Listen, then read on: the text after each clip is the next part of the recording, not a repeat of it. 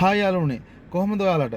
ඉතින් ඔයාලට මේ වීඩියෝ එක දාන්න හිතුවේ ඔයා ඩුබායි ඉන්න කෙනෙක් නම් ඔයා UAE වල ඉන්න කෙනෙක් නම් ඔයාලට ඇවිත් තියෙනද මැසේජ් එකක් ඩුබායි පොලිස් නමින් යම්කිසි ඇප්ලිකේෂන් එකක් ෆිල් කරන්න කාඩ් ඩීටේල්ස් ඇඩ් කරන්න. එහෙමත් නැත්නම් ඕගොල්ලන්ට අබුඩාබි ටෝල් ගේට් එකක් ගෙවන්න තියෙනවා. මේ වාහනයක් තියෙන කෙනෙක් නම් එහෙම මැසේජ් එකක් එනවා කාඩ් ඩීටේල්ස් ඇඩ් කරලා ටෝල් ගේට් එක ගෙවන්න. මම ඉතින් ඔයාලව දැනුවත් කරන්න හදන්නේ කවදාවත් ඔයාලට ඒ වගේ මැසේජ් එකක් ආවොත් ඔයාලගේ කාඩ් ඩීටේල්ස් ඇඩ් කරන්න යන්න එපා. මොකද මට ඒ අත්දැකීම් ලැබපු කිහිප දෙනෙක් කිව්වා ඔයාලටත් එහෙම වෙලා තියෙනවා නම් ඔයාලා මෙතන කමෙන්ට් එකක් දාන්න අනිවාර්යෙන්ම. කවදාවත් ඔයාලට ඒ වගේ කාඩ් ඩීටේල්ස් ඇඩ් කරන්න ආවොත් සමහරලාට ඔයාලට ඒක කෝල් එකක් විදිහට ඇවිල්ලා ඔයාලගේ කාඩ් ඩීටේල්ස් ඉල්ලන්න පුළුවන්.